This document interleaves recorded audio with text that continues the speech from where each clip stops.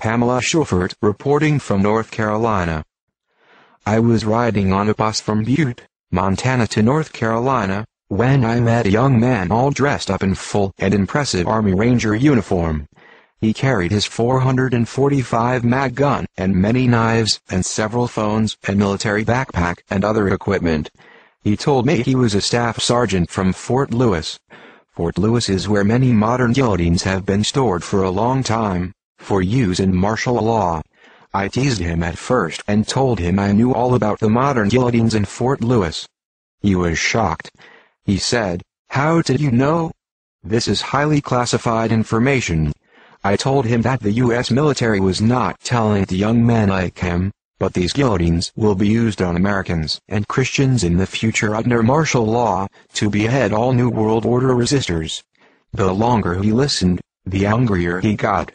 Using a few choice expletives, he said, "They never told us this would be used on Americans under martial law, to get rid of all Christians and New World Order resistors.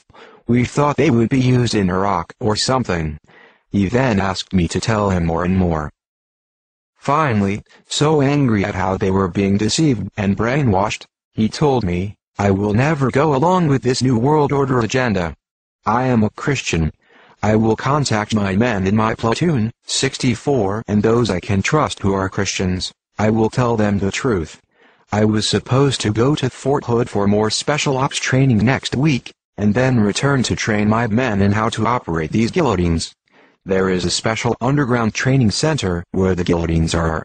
We are not allowed to bring in any cameras, cell phones, etc., because of high security and silence regarding these guillotines.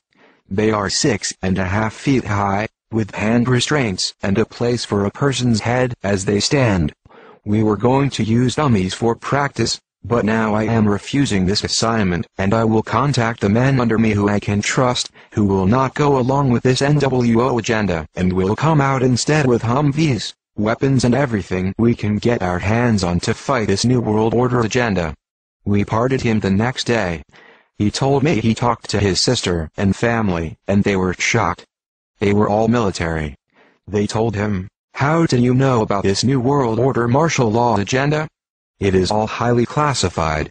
When he told them about me, I had given him a copy of my airman magazine with my famous USAF father's cartoon in it. He was quite amazed and impressed. He told me his USAF aunt would submit my name to USAF intelligence computers to see where I stood in the sight of the USAF. He told me, "She said you are red-flagged, subject to arrest and interrogation, and are classified by the USAF as a threat to national security." Me? A threat to national security? All for telling America the truth about coming martial law. This Army Ranger had told me that if he had been on the side of the New World Order agenda, he was authorized, as an Army Ranger with highest security clearance and much special ops training, to march me outside the bus and shoot to kill for knowing this classified information, or he could have called the nearest military base and had vehicles come to arrest me immediately and take me away for interrogation and termination. That is how classified my inside investigating and information reel is. Yesterday when I called him, he had even more shocking information for me. I am on the run, now. They are trying to pick me up and my USAF sister, too.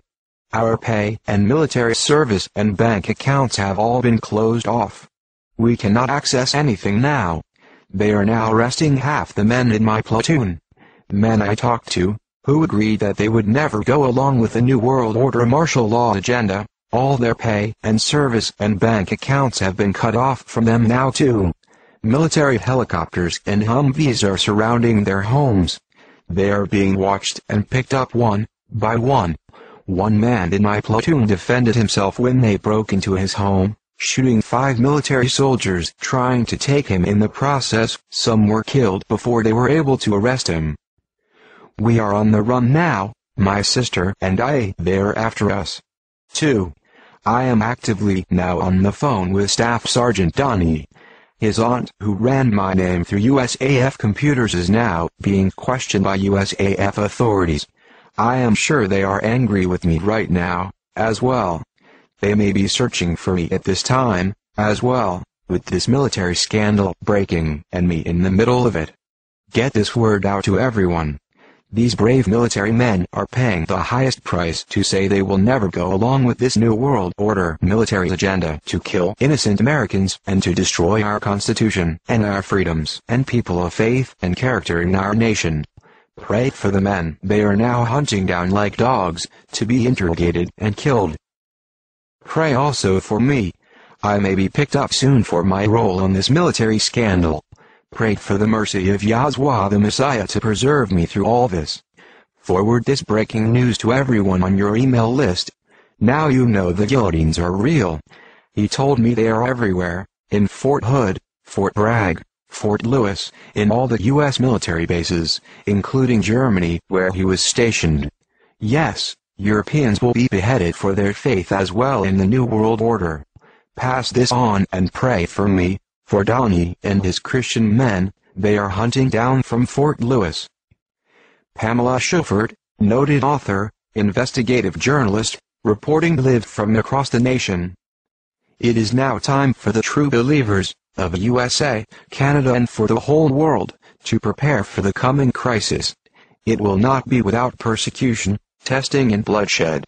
I dare say, in fact, that it is time for the true believers of North America to prepare for martyrdom for their faith.